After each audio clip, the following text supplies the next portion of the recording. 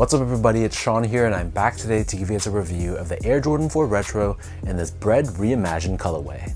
So I know the year is still early, but this for sure is going to be one of the most popular sneaker releases of the entire year. Said to be releasing on February 17th, which is during the NBA All-Star Weekend, this marks the third sneaker release as part of Jordan Brand's Reimagined line, following the Air Jordan 1 Chicago and the Air Jordan 3 White Cement. And February 17th is actually Michael Jordan's birthday, so on the day that these release, he will turn 61 years old. So these retail for a price of $215 US or $280 here in Canada, and the official colorway for this shoe is black, fire red, and cement gray, and these will be available at most Air Jordan retailers, including The Closet Inc. here in Canada. The Closet Inc. is an independently owned and operated sneaker boutique based right here in Southern Ontario in Canada. And they're my go-to shop for Air Jordan Retros and Nike releases. So if you guys want to support an independent shop, I've linked their website, their social media, all that good stuff down below. So check them out and be sure to tell them that I sent you. So back to the shoes, this Air Jordan 4 Bred colorway or black and red, this was an original colorway from 1989. And the last time that we saw a proper retro of this shoe was 2019, but for this year's version, I guess as part of the whole Jordan Brand Reimagined banner, they've swapped the typical nubuck or durabuck that's normally found on the Bred 4s and replaced it with a genuine leather instead. And the overall silhouette of the shoe has been tweaked as well. It mirrors the look and the shape of the Nike SB Air Jordan 4 that released last year, so it's supposed to be a little bit closer to the original silhouette from 1989. Before we go on any further though, here's a quick look at the packaging. So you can see the top of the lid is done in this gray finish and we have Jordan Flight branding on the very top, along with this splatter paint or cement finish on top. And then the bottom of the box has a lot of contrast where it's done in black, offsetting the gray upper. As far as the shoe goes, so diving right into the details, like I mentioned earlier, the upper of the shoe is constructed out of leather instead of durabuck. So this is a decently thick cut of leather. I have absolutely zero complaints about this material, and the same leather covers the front toe cap as well, wrapping around both sides.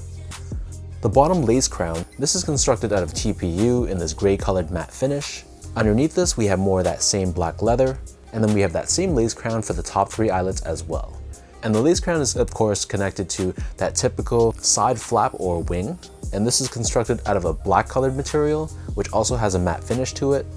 And then in between these lace crowns, we have the Jordan 4 netting. And you'll notice how the proportion of the netting versus the material underneath it, it's almost like there's a lot more surface area on the bottom half. So it almost gives the shoe more of a taller appearance. It's not as slim and banana-like, like the shape like some of the older Air Jordan 4 Retros used to have. So the same leather covers the top collar area of this shoe. And one thing I liked about this release is that the entire upper utilizes genuine leather. So sometimes with past Air Jordan 4 Retros, they utilize a mix of genuine leather and synthetic leather. But based off of my non-expert opinion, at least for the eye test, it seems like all the panels utilize a genuine leather, which was a welcome sight to see. And then stitched onto the back of the shoe, of course we have that signature back tab. This is crafted using this black colored TPU, which is pretty flexible and bendable. And then we have that Nike Air branding in the middle, which is done in this cement gray color. As far as the laces go, so these come with one lace option, and they're just your normal flat style lace in black. Underneath this, the majority of the tongue is covered in that same black colored netting that we saw earlier on the side panels. And then the top of the tongue, this is covered in more of that black leather, and we have this square patch on the top with Jumpman Flight branding. And then attached to the shoe, it comes with a black colored Nike tag as well. On the back side of the tongue, this is covered in this red colored textile, and we can see here that upside down Air Jordan tag here, which is something you see across any Air Jordan 4. The interior liner of the shoe, this is pretty well padded and it's covered in this gray colored fabric. And then as far as the insoles go, these come with a pretty well padded polyurethane foam insole. It's covered in this red colored finish on top, and we have Nike Air branding pressed onto the heel. So the upper of these Air Jordan 4s, it sits atop this polyurethane foam midsole, which is painted in black on the top and white on the bottom. Encased within this midsole, we have Nike Air technology, so this is visible on the heel of the sneaker, where you can see that visible airbag. And then turning the shoe over to the bottom, this is your classic Air Jordan 4 outsole. So this is constructed out of a mix of white, red, and gray colored rubber. We have this multi-directional herringbone traction pattern, and in the middle of the outsole, here you can find the Nike branding in red.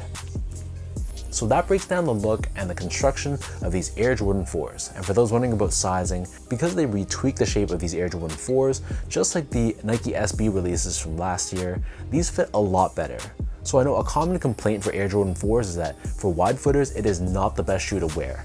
Oftentimes people complain about the pain and the chafing around this pinky toe area, but the good thing about these retooled and reshaped Air Jordan 4s is that they fit a lot more spacious around the pinky toe area of the shoe. So with that said, I feel like most people are fine going true to size. My foot measures as a true size 10, slightly on the wider side. I usually wear either a 10 or a 10.5 in Air Jordan 4s, depending on the specific release and how narrow the toe box is, but for this pair, size 10 is perfectly fine.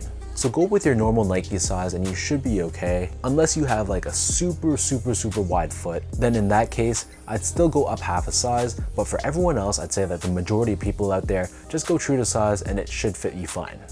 Moving on to the comfort, so these are also a bit more comfortable than your typical Air Jordan 4. The shape in itself makes it just more of a comfortable shoe to wear. You don't feel any pressure points around the toe box, and the underfoot feeling with that polyurethane insole, it feels a bit more cushioned underfoot as well. Aside from that though, the Air Jordan 4 still isn't going to be the most comfortable sneaker on the market. It is a retro sneaker from 1989, so it still feels a bit more on the firmer side. And I still prefer models like the Air Jordan 3, for example. I find those are more comfortable than the 4s, even with this retooled and reshaped model. But for a everyday casual use sneaker, these will be perfectly fine. Finally, in terms of the quality and craftsmanship, so first off, the material quality, like I said earlier, I was very happy with this. They utilize genuine leather and it is a decently thick cut of leather all across. So the materials on this one are definitely way better than the 2019 version, even though you're kind of comparing apples to oranges with this being leather and that one being a synthetic nubuck. And from a build and craftsmanship standpoint, the build of the shoe was pretty flawless. The panels were consistent, symmetrical between my left foot and the right foot. I did have some glue stains around the upper, pretty minor. There wasn't too many on the upper, but it was noticeable, at least for my pair. But this being a mass-produced release, I wouldn't be surprised if some people get really unlucky and get a horrendous pair, and some people have a flawless pair. It's just the nature of how it's gonna be when it's a sneaker that's gonna be this mass-produced.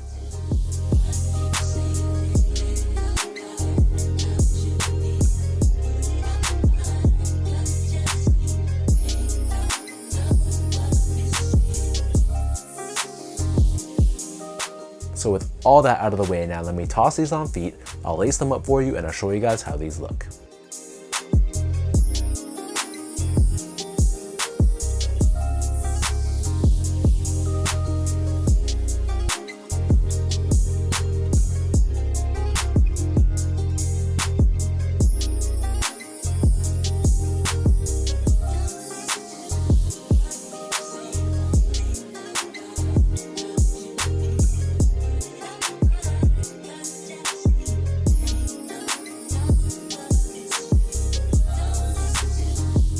The Bred 4 is obviously one of the most iconic and beloved Air Jordan models and colorways of all time. So when they announced they were bringing back the Bred 4s but with leather instead of that synthetic nubuck, a lot of people were pretty unhappy. I was honestly pretty skeptical, but my opinion on them using leather changed pretty quickly. Not only does it look pretty good with a little bit of that shine on the leather, but I think from a practicality standpoint, it's probably going to end up a bit more durable. I don't have to be necessarily afraid to wear these when it's a bit wet outside. And of course, the overall shape and the comfort of the shoe are much better than the 2019 pair.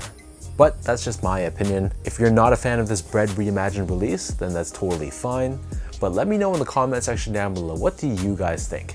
When these drop on February 17th, are you guys going to be trying to grab a pair of these? Or it's going to be a pass for you because you're just not a fan of this release, which again, is totally fine.